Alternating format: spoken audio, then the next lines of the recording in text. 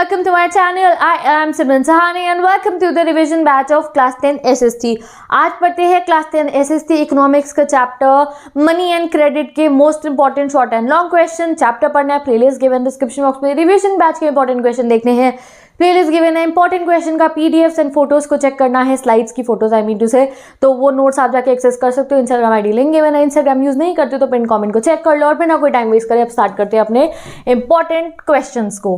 पहला क्वेश्चन है, state the role of reserve bank of India. Short question के लिए इंपॉर्टेंट क्वेश्चन है ये। तो in India issues currency notes on behalf of the central government, ठीक है। The RBI supervises the functioning of formal sources of loans.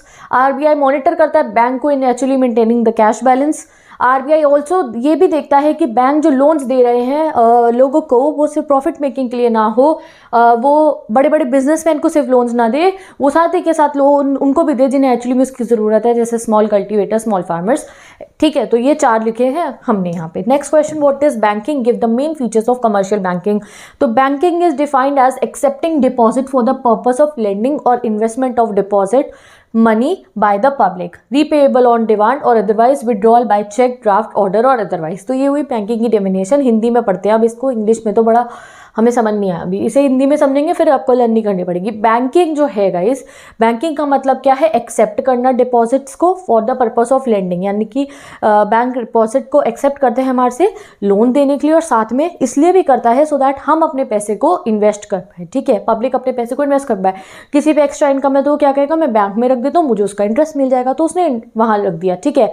और साथ ही के साथ वो जो हमने पैसा वहाँ रखा है वो रीपेएबल होता है ऑन डिमांड पे, यानी कि अगर हमें अपने पैसे की ज़रूरत है तो हम डिमांड अपने जिस हमें ज़रूरत मतलब जब हमें डिमांड होगी हम उस पैसे को निकलवा भी सकते हैं। और otherwise withdrawal by cheque, draft, order, या फिर अगर हम डिमांड ड्राफ्ट ना करना चाहे तो किसी भी समय हम चेक के थ्रू अपने पैसे को विड्रॉल करा। जैसे आप पे 20,000 रुपीज़ एक्स्ट्रा थे तो आपने अपने बैंक में रखवा दिए, ठीक है। उस समय पे अगर आपको ज़रूरत नहीं थी आपने बैंक में रखवा दिए, बट इफ़ यू वांटेड आप विड्रॉ करवा सकते हो चेक से, ठीक है। साथ ही के साथ में there are many other system जो बैंक हमें प्रोवाइड करता है हमारे पैसों को इन्वेस्ट करने के लिए भी, और अगर किसी को पैसे की ज़रूरत हो तो लोन के लिए भी बैंक बहुत सारे मैकेनिज्म्स हमें प्रोवाइड करता है, ठीक है। Credit feature I mean to say. तो चलो main features of commercial banking क्या होती है। मेन फीचर्स ये है कमर्शियल बैंक्स का, it deals with money, it accept deposit and advances लो। पहला क्या है, कमर्शियल बैंक क्या है, आपसे डिपॉजिट एक्सेप्ट करेगा अगर आपको डिपॉजिट कराना बैंक में, और आपको लोन भी देगा। It also deals with credit, it has power to create credit, ठीक है। It is a commercial institution whose aiming to earn profit. इनका एम प्रॉफिट अर्निंग भी होता है। प्रॉफिट कैसे अर्न करते हैं ये, हम जो डिपॉजिट करते हैं बैंक में उसमें हमें इंटरेस्ट लो रेट पे मिलता है as compare to the one जो ये लोन जब लोगों को देते हैं तो उस पर काफ़ी high rate of interest charge करते हैं। It is a unique financial institution that creates demand, it deals with general public. आप ये मेंशन कर सकते हो। Next question, how do the demand deposit share the essential features of money. तो देख लो, why demand deposits essential features of money share करते हैं, क्योंकि जो फैसिलिटी ऑफ चेक होती है डिमांड डिपॉजिट पे वो पॉसिबल कर देते हैं कि हम डायरेक्टली पेमेंट को सेटल कर पाए without the use of cash. Since demand deposit are widely accepted as a means of payment along with currency, they constitute money in the modern economy. Suppose करो आपको किसी को 1 लाख रुपए देने हैं, ठीक है, आपके पास कैश में नहीं है, आपके पास चेक है, तो आप उसको चेक काट के दे दोगे, ठीक है। वो इंसान क्या करेगा, अपना चेक जाके उस बैंक में लगा देगा और उसके आपके अकाउंट से उसके अकाउंट में 1 लाख रुपीज़ आ जाएंगे। तो इससे क्या हुआ, without the use of money payment का सेटलमेंट हो गया, और इससे जो है कितनी सारी जो है मतलब आप समझो कि प्रॉब्लम्स भी हल हो जाती हैं। हाँ भाई, कैश लेके जाना पड़ेगा उसे, जब वो फ्री होगा उसके घर देने जाएंगे या जहाँ पे भी देने जाएंगे उनको, फिर ठीक है डर भी होता है लेके जाने में इतने सारे पैसे, तो बहुत सारी चीज़ें होती है। तो ये सब इन चेक फैसिलिटी से सेटल हो गई कि भाई चेक काट के दे दिया, उसके हमारे अकाउंट से उसके अकाउंट में चले गए, हमारा अच्छे तरीके से सेटलमेंट हो गया। तो इसलिए डिमांड डिपॉजिट को जो है हम मनी भी कह देते हैं, क्योंकि जो डिमांड डिपॉजिट के साथ चेक फैसिलिटी आती है उसकी वजह से, ठीक है। चलो नेक्स्ट क्वेश्चन देखते हैं, व्हाट इज डेट ट्रैप, ठीक है। तो डेट ट्रैप क्या होता है, when a borrower particularly in a rural area fail to repay the loan due to the failure of crop, he is unable to repay the loan and he left worse off. This situation is commonly a debt trap. Credit in this case pushes the borrower into a situation from which recovery is very painful. तो एक तरीके से आप मानो ऐसा हो जाता है कि कभी किसी ने कोई लोन लिया, ठीक है, उन्होंने डेट लिया कि भाई हमें कर्जा चाहिए, और क्या हुआ कि जिस पर्पस की उन्होंने वो लिया था वो पर्पस फेल हो जाए। जैसे एक फार्मर ने लिया क्रॉप उगाऊंगा, क्रॉप बिक जाएगी मेरी, मुझे प्रॉफिट होगा, उससे मैं लोन चुका दूंगा, बट क्रॉप जब फार्मर की होगी तो वो सारी फसल ही खराब होगी, प्रॉफिट तो दूर की बात, जितना पैसा लगाया था वो भी सारा का सारा नुकसान हो गया। तो ऐसे सिचुएशन में क्या हुआ, अब वो बेचारा फार्मर ना ही इंटरेस्ट पे कर पाएगा ना ही असल अमाउंट, तो एक वो डेट ट्रैप में फंस जाएगा। फिर पता है कई बार फार्मर क्या करते हैं, फिर वो एक और जने से लोन लेते हैं और पिछला वाला लोन चुकाते हैं, फिर उसका लोन हो जाता है। तो इस तरीके से फार्मर्स डेट ट्रैप में फंस जाते हैं।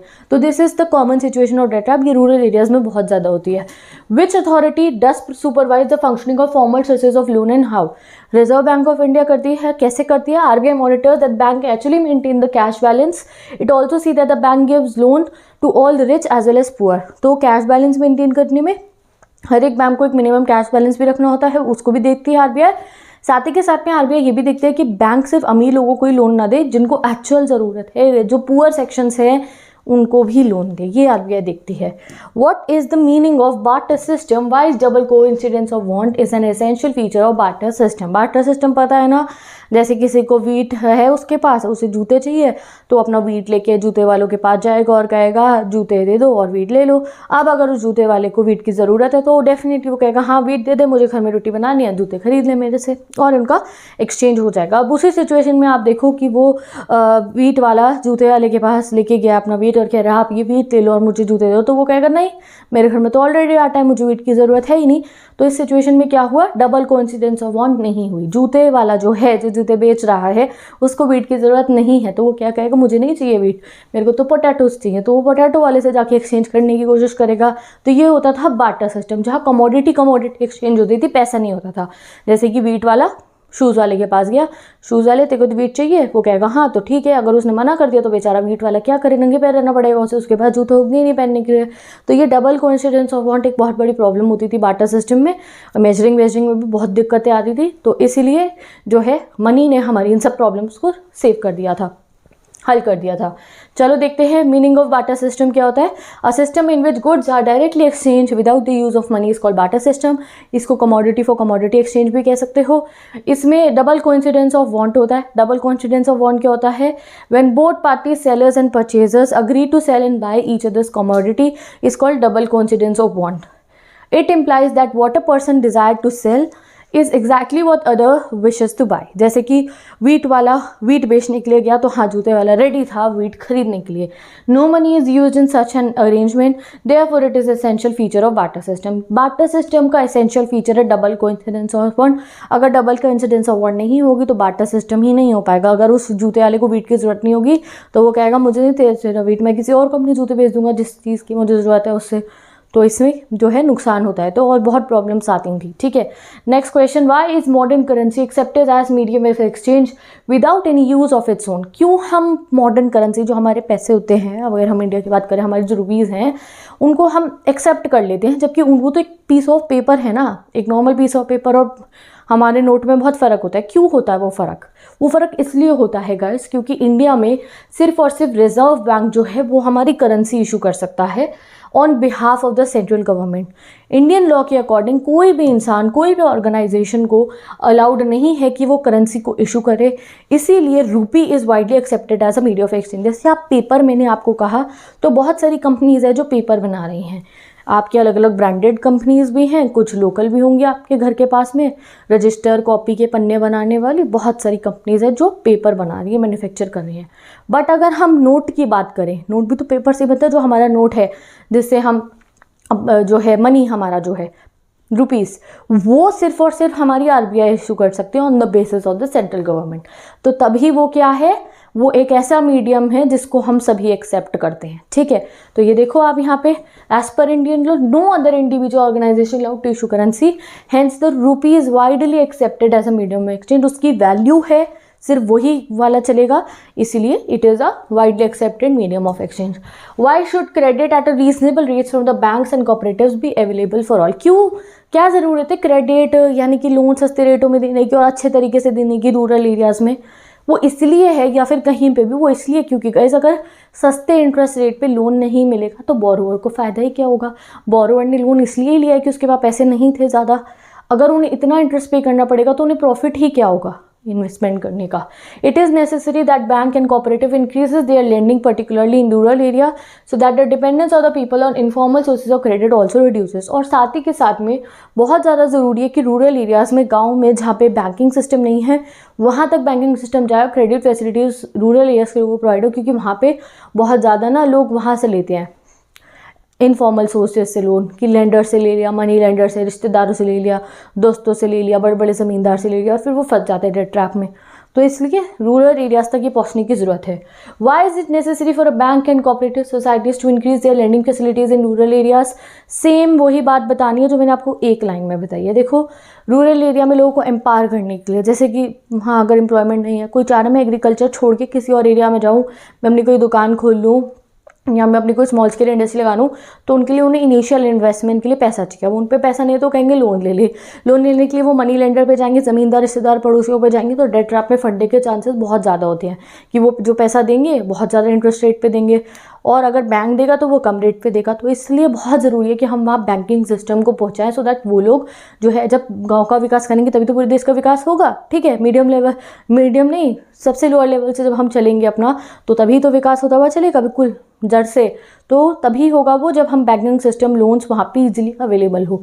तो आप इसको रीड कर लो, फिर हम पढ़ेंगे next question. What is meant by double coincidence of bond? अभी मैंने आपको समझा दिया वीट और जूते वाले एग्जाम्पल से, आप इसको रीड कर लेना। वो जब both parties agree to sell, buy and buy each others product और कमोडिटीज, इसको कहते हैं हम double coincidence of bond. Security against loan को क्या कहते हैं? जब लोन लेते समय एक सिक्योरिटी रखवाई जाती है, उसे क्या कहते हैं? उसे कोलेटरल कहते हैं। जैसे कभी कहते हैं ना क्या गिरवी रखा है लोन लेने के लिए, जैसे कुछ लोग घर गिरवी रख देते हैं, गहने गिरवी रख देते हैं, तो वो गिरवी रखना, वो क्या गिरवी रखा जाता है? That is known as the collateral. Next question, why is money called a medium of exchange? Money को क्यों मीडियम ऑफ एक्सचेंज बोला जाता है? क्योंकि गाइस इकोनॉमी में क्या हुआ, जब मनी आया तो मनी ने ये जो प्रॉब्लम थी डबल कॉन्सिडेंस ऑफ बॉन्ड की, उसको एलिमिनेट कर दिया। Since money acts as intermediate in exchange process, it is called medium of exchange. Exchange करने के लिए, जैसे कि अब अगर वीट वाले को शूज़ चाहिए तो उसे किसी को जाके ये कहने की ज़रूरत नहीं पड़ेगी कि तुम वीट मेरे से ले लो और शूज़ ले लो। नहीं, वो क्या करेगा, अपने वीट को मार्केट में बेच देगा और उसके पास जो पैसे आएंगे उससे, वो उससे जाके जूते वाले से पैसे खरीद, जूते वाले से पैसों में जूते खरीद लेगा। तो इस सिस्टम में क्या हुआ, वो जो डबल कोइंसिडेंस ऑफ बॉन्ड थी उसको कोई ज़रूरत नहीं है। वीट तो कोई भी खरीद लेगा मार्केट में, उसे पैसे मिल जाएंगे और वो उस पैसों से जूते खरीदे, आईफोन खरीदे, बर्गर खरीदे, पिज़्ज़ा खरीदे, या फिर जो है मूवी देखा है, उसकी मर्जी, वो जो मर्जी करे। कोई डबल कोइंसिडेंस ऑफ बॉन्ड की यहाँ पे ज़रूरत नहीं है। Next question, why are deposits with bank called demand deposit? Demand deposit इसलिए कहा जाता है क्योंकि जब चाहे जो डिपॉजिटर है वो चेक फैसिलिटी के थ्रू अपने पैसे बाहर निकलवा सकता है, विड्रॉ करवा सकता है, तो वो हो गए डिमांड डिपॉजिट। ठीक है, नेक्स्ट क्वेश्चन देखते हैं गाइज अब हम। What is meant by double coincidence? ये तो रिपीट हुए जा रहा है, ठीक है, तो ये पढ़ लो आप। हम नेक्स्ट क्वेश्चन पे चलते हैं। Why do banks ask for collateral while giving a credit to borrower? क्यों वो कोलेटरल मांगते हैं? तो कोलेटरल एक एसेट होता है that borrower own, such as land हो गया, बिल्डिंग हो गई, व्हीकल हो गया, लाइफ स्टॉक हो गया, लैंड के डॉक्यूमेंट्स हो गए, या डिपॉजिट विद बैंक्स एक्सेट्रा। और ये इसलिए मांगा जाता है सिक्योरिटी अगेंस्ट लोन। अगर इन केस ऐसा हो बोरोवर फेल हो जाए लोन को प्रीपे करने में, तो उसकी वो जो सिक्योरिटी होती है, कोलेटरल जो होता है, वो बैंक उसको कॉन्फिस्केट कर लेता है। जैसे किसी ने अपने घर के कागज़ गिरवी रखवाए थे और वो लोन प्रीपे नहीं कर पाए, तो उनका घर ले लिया जाएगा बाय द बैंक। ठीक है, what comprises terms of credit? अब ये टर्म्स ऑफ क्रेडिट क्या होता है? इसकी वजह से कई बार रूरल एरियाज के लोग लोन नहीं ले पाते हैं। ये क्या होता है, जो फॉर्मेलिटी डॉक्यूमेंट्स वगैरह की ज़रूरत होती है ना, साइन कराने हैं, ये चीज़ों की ज़रूरत है, तो कई बार इलिटरेट लोग, तो वो बिल्कुल भी इन चीज़ों को, टर्म्स ऑफ क्रेडिट को पूरा नहीं कर पाते और झंझट में समझ में नहीं पाते क्या हो रहा है, और वो इनफॉर्मल सोर्सेज जैसे मनी लेंडर, ज़मींदार से जाके लोन ले लेते हैं। तो टर्म्स ऑफ क्रेडिट क्या होता है? रेट ऑफ इंटरेस्ट को समझना, collateral, security, documentation, mode of repayment together comprises terms of credit. This varies from bank to bank, हर बैंक का अलग होता है ये, और यही वो रीज़न है जिसकी वजह से कई बार रूरल एरियाज के लोग नहीं ले पाते हैं फॉर्मल सोर्सेज से क्रेडिट। अब आ गया गाइस हमारे लॉन्ग क्वेश्चन। लॉन्ग क्वेश्चन का जो है ना, सब मैंने डिस्क्रिप्शन बॉक्स में पेस्ट कर दिया, मैं आपको समझा दूंगी, रीड आप वहाँ से भी कर सकते हो। Describe the importance of formal sources of credit in economic development. ये फॉर्मल सोर्सेज की इंपॉर्टेंट बताओ। तो देखो, फॉर्मल सोर्सेज को RBI मॉनिटर करता है, और इससे क्या होगा, अगर RBI मॉनिटर कर रहा है तो लैंडिंग, बोरोइंग, जो भी फॉर्मल सोर्सेज उसके थ्रू हो रही है, तो वो RBI उसकी देख रेख कर रहा है। Provides fix interest to all section of the society, fix interest rate है, ठीक है, ऐसा नहीं है कि बहुत ज़्यादा इंटरेस्ट रेट जो है चार्ज कर लिया जाएगा, नहीं। Limits the scope of using unfair means to repay the payment, ठीक है ना, साथ ही के साथ less interest rate and accessible to all rich और पुअर। नेक्स्ट क्वेश्चन, ये बहुत इंपॉर्टेंट है, मैंने अभी शॉर्ट में नहीं डाला था क्योंकि लॉन्ग में हमने करना ही था, that is self help group. Self help group का क्वेश्चन इस चैप्टर से आना मस्ट है। अगर इस चैप्टर से कोई क्वेश्चन आ रहा है तो 90% चांसेस है कि भैया सेल्फ हेल्प ग्रुप से क्वेश्चन आ सकता है। क्या आएगा? डिस्क्राइब सेल्फ हेल्प ग्रुप की इंपॉर्टेंस बताओ। सेल्फ हेल्प ग्रुप्स के ऊपर अलग अलग तरीकों से क्वेश्चन आएंगे, तो सेल्फ हेल्प ग्रुप के 3 से 4 क्वेश्चन पढ़ लेना, सो दैट किसी भी लैंग्वेज में क्वेश्चन आए you are able to answer it. तो अभी ये वाला ना क्वेश्चन पढ़ लो। ये क्वेश्चन क्या है? How does self help groups acts to provide a platform for women to address their various social issues. अभी यहाँ पे मैंने ये क्वेश्चन नहीं लिखा है कि सेल्फ हेल्प ग्रुप्स क्या होते हैं, क्या इंपॉर्टेंस है। ये क्वेश्चन ये है कि self help groups even women को जो है सोशल इश्यूज जो होते हैं रोज़मर्रा की लाइफ में, उनको भी सामने लाने में हेल्प करते हैं। कैसे करता है पढ़ लेते हैं। देखो, सेल्फ हेल्प ग्रुप्स एक ऑर्गेनाइजेशन होती है रूरल एरियाज़ में जहाँ पे सेविंग को पूल करा जाता है, और ज़्यादातर हमने ये देखा है कि वुमेन सेल्फ हेल्प ग्रुप बहुत सारे वुमेन बहुत पार्टिसिपेट करती हैं इनमें। अब ये सेल्फ हेल्प ग्रुप्स वुमेन को एनकरेज करते हैं सेविंग करने के लिए कि आप सेविंग करो, महीने में 500 रुपये बचाओ, 100 रुपये बचाओ, 50 रुपये बचाओ, 250 रुपये बचाओ, कितने भी पैसे बचाओ, बट आप अपनी सेविंग्स करो। और वो सब अपने सेविंग्स को, किसी ने 100 रुपये बचाए, जितने जितने पैसे सबने बचाए वो उन सबको इकट्ठा कर लेते हैं, पूल कर लेते हैं।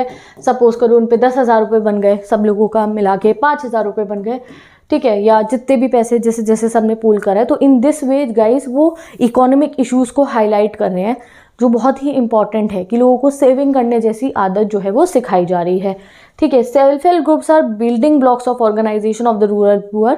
Not only does it help women to become financially self-reliant, the regular meetings of the group provide a platform to discuss and act on various issues. अब इससे क्या होता है, सपोज करो उन पे 10,000 रुपये इकट्ठे हो गए, तो अगर किसी औरत को लोन चाहिए, उसे चाहिए 2,000 रुपये बच्चे की स्कूल की फीस जमा करने का, तो वो लोन ले सकती है और ईजिली उसको बिना डॉक्यूमेंटेशन वगैरह की लोन भी मिल जाएगा। अगर उन्हें बैंक से लोन लेना होता है तो भी सब इकट्ठे होकर जो मनी कलेक्ट हुआ होता है उसे कोलेटरल में रख देते हैं और वो लोन ले लेते हैं, ठीक है, आसानी से। फिर लोन भी बैंक भी हेल्प करते हैं सेल्फ हेल्प ग्रुप्स की documentation and terms of credit में, तो बहुत हेल्प करता है ये सेल्फ हेल्प ग्रुप। अगर हम बात करें इकोनॉमिक इश्यूज़ के अलावा, तो जब इतनी सारी लेडीज़ इकट्ठी मिलती हैं सेल्फ हेल्प ग्रुप्स की मीटिंग में, तो सिर्फ ऐसे पैसों पे ही बात नहीं करती हैं कि क्या मीटिंग करनी है, सेविंग करनी है। उसके अलावा जो रोज़मर्रा के इश्यूज़ होते हैं, डेली इशू, जैसे हेल्थ हो गया, न्यूट्रिशन हो गया, कि कैसे उन्हें अपनी हेल्थ का ध्यान रखना है, कैसे बच्चों का ध्यान रखना है, पढ़ाई का ध्यान रखना है बच्चों के साथ ही के साथ, डोमेस्टिक वायलेंस जैसी चीज़ों पे भी बैठ के डिस्कशन होते हैं और उन प्रॉब्लम्स को सॉल्व करा जाता है। Next, self help group self employment opportunities भी प्रोवाइड करते हैं उनके मेंबर को by providing them loans for meeting working capital needs. Working capital मतलब अगर उनको कोई अपना काम स्टार्ट करना है तो उसके लिए अगर उन्हें किसी चीज़ की ज़रूरत है तो उन्हें इन्वेस्टमेंट के लिए कैपिटल की ज़रूरत होगी। जैसे सपोज़ करो उनको अपना सोचा उन्होंने कि भाई मैं कुछ घर में ही पॉटरी मेकिंग बिज़नेस शुरू कर देती हूँ, या बास्केट बनाने का, या वो सोचे मैं कपड़े बनाने का बिज़नेस शुरू कर देती हूँ, टेलर बन जाती हूँ। तो जो इनिशियल इनपुट्स की ज़रूरत है, जैसे सिलाई मशीन हो गई, जो भी कुछ मशीनों की ज़रूरत है, छोटी मोटी मशीनरी, तो वो लेने के लिए भी जो पैसा चाहिए वो कहाँ से आए अकाउंट पे, तो वो सेल्फ हेल्प ग्रुप्स के थ्रू लोन ले सकती हैं, ठीक है। और even housing materials like handlooms, cattle, इन सब चीज़ों के लिए भी गाइस जो है लोन ले लिया जाता है। क्यों? वो सोच रहे हैं कि मैं 2-3 गाय रख लूँगी एंड देन उनका जो मिल्क है, या वो हैन रख लेंगी और पोल्ट्री फार्मिंग कर लेंगी, तो हर चीज़ के लिए वो वर्किंग कैपिटल की डिमांड जो है वो फुलफिल हो सकती है सेल्फ हेल्प ग्रुप के थ्रू। तो आप देख सकते हो कितनी चीज़ों को हाईलाइट करता है self help group. The group charges interest on these loans but this is still less than what the money lenders charge.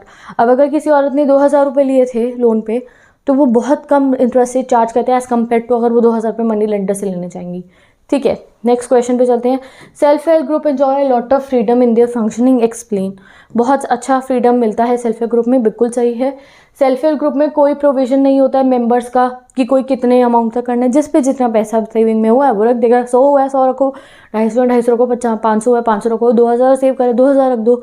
तो ऐसा कुछ नहीं है कि सबको कोई मिनिमम अमाउंट सेव करनी है। Most of the important decision regarding the savings and loan activities are taken by the group members. अब जो इंपॉर्टेंट डिसीजन लेने ऐसा नहीं है एक लेडी लेंगी या एक जना लेगा, ग्रुप होके लेते हैं। The group decides as regard the loan to be granted the purpose amount interest to be charge repayment schedule. अब ग्रुप ही डिसाइड करेगा कितना लोन देना है, कितने समय के लिए देना है, इंटरेस्ट रेट क्या होगा, रीपेमेंट कैसा होगा, वो सब ग्रुप मिलकर डिसाइड करता है, एक जना नहीं करता. Also it is the group which is responsible for the repayment of loan in any case of non repayment of loan by any one. The member is follow up seriously by other members in the group. अब ऐसा हुआ कि अगर by chance एक बंदे ने loan लिया था और वो अपना लोन रीपे नहीं कर पाए, तो ऐसा इस सिचुएशन में क्या होता है, जो पूरा सेल्फ हेल्प ग्रुप मिलके फिर उस लोन को रीपे करता है और वो इस चीज़ को सीरियसली लेते हैं. अगर एक इंसान फेल हो गया लोन रीपे करने में तो उस लूप को तोड़ने नहीं देते हैं वो, और तो वो क्या करते हैं, सब मिलके उसका लोन रीपे करते हैं. देखो इतनी अच्छी चीज़ है. The self help group help borrowers overcome the problem of lack of collateral. Collateral की दिक्कत खत्म, इसमें डॉक्यूमेंटेशन की दिक्कत खत्म, रेगुलर मीटिंग्स की वजह से बहुत प्लेटफॉर्म मिल जाता है अलग अलग चीज़ों पर डिस्कशन करने का. और गाइज ये बहुत इंपॉर्टेंट पॉइंट्स है सेल्फ हेल्प ग्रुप के, ये सब पॉइंट नोट डाउन कर लो, डिस्क्रिप्शन बॉक्स में मैंने लिख दिए हैं. अब नेक्स्ट क्वेश्चन देखते हैं, 20 क्वेश्चन, बहुत इंपॉर्टेंट है ये भी. Why are credit arrangement not fair for all section of societies, give 3 reasons, suggest 2 remedies of the problem. Credit facility हर जगह इक्वल क्यों नहीं है, अर्बन एरियाज में अच्छी है, रूरल में क्यों नहीं है, उसके रीजंस बताने हैं. तो अनडाउटली ऐसा है, क्रेडिट अरेंजमेंट फेयर नहीं है सभी सेक्शन के लिए. रिच हाउस होल्ड्स को आसानी से मिल जाता है as compare to poor household. इसके रीज़न क्या है, सबसे पहले poverty affects the poor households capacity to borrow. अब पॉवर्टी की वजह से पुअर हाउस होल्ड के लोग जो है बैंक से बोरो नहीं कर पाते. सबसे पहला रीज़न उसका क्या है, सरट्टाबाजी नहीं करनी है, समझ लो. पॉवर्टी रीज़न से क्या होगा गाइस, आपको पता है बैंक से लोन लेना है तो कोलेटरल चाहिए, डॉक्यूमेंट चाहिए, ये सब फॉर्मेलिटीज़ पूरी करनी होती है, जो कई बार भैया पुअर पीपल फॉर्मेलिटीज़ इलिटरेट भी होते हैं कई वो, तो वो उस चीज़ को नहीं कर पाएंगे. ठीक है, डॉक्यूमेंटेशन वो उनको कोई हेल्प ही नहीं करेगा उस चीज़ में, वो डॉक्यूमेंटेशन नहीं कर पाएंगे. कोलेटरल रखने के लिए उन पर कोई चीज़ नहीं है, वो क्या गिरवी रखवाएं, तो वो जाके मनी लेंडर से लोन ले लेते हैं. The poor people do not repay loan. ऐसा भी होता है कभी कभी poor people are not able to repay loan. The people in villages may not have access to banks in the village. अब ऐसा हो कि वो लिटरेट हो और वो चाहते हैं लोन लेना, तो बैंक उनके आसपास में है ही नहीं, तो कहाँ से ले लेंगे, क्रेडिट फैसिलिटी अवेलेबल नहीं है. कुछ रीजन है जिसकी वजह से हम कह सकते हैं कि जो हर एक सेक्शन है सोसाइटी का, वहाँ पे जो है आप कह सकते हो कि सबको ईजिली लोन नहीं मिल पाता है. रिच पीपल ईजिली एक्सेस कर पाते हैं ऑर्गेनाइज सोर्सेज से, फॉर्मल सोर्सेज से, जैसे बैंक से. वहाँ पे पुअर सेक्शन रूरल एरियाज के लोग नहीं कर पाते. अगर कोई रूरल एरिया का इंसान लिटरेट भी हो, they are ready to give collateral also. कई बार ऐसा होता है बैंक ही नहीं होता उनके यहाँ पे, वो क्या करे. ठीक है, तो देयर आर वेरियस रीजंस. यहाँ पे हमारे चैप्टर के most important question guys complete हो चुके हैं. बहुत ज़्यादा इंपॉर्टेंट क्वेश्चन है ये, आपके एग्जाम्पल, इन सबको नोट डाउन कर लेना. अगर चाहो तो इनको कीवर्ड फॉर्मेट से आप लर्न कर सकते हो. अगर आपको कीवर्ड फॉर्मेट नहीं पता तो एक वीडियो गिवन डिस्क्रिप्शन बॉक्स में बड़े बड़े लॉन्ग आंसर्स को भी लर्न करने के लिए, जो बहुत लेंदी आपको लगते हैं, उनको भी कीवर्ड फॉर्मेट से आप कितना ईजिली लर्न कर सकते हो. You can go and watch the video. कोई क्वेरीज है तो आप मुझे कॉमेंट सेक्शन में बता सकते हो. नोट्स के लिए Instagram I D link given है. चैप्टर्स के लिए 10th SST की प्लेलिस्ट, रिवीजन बैच के लिए रिवीजन की playlist. Bye bye, take care, best of luck, मिलते हैं नेक्स्ट वीडियो.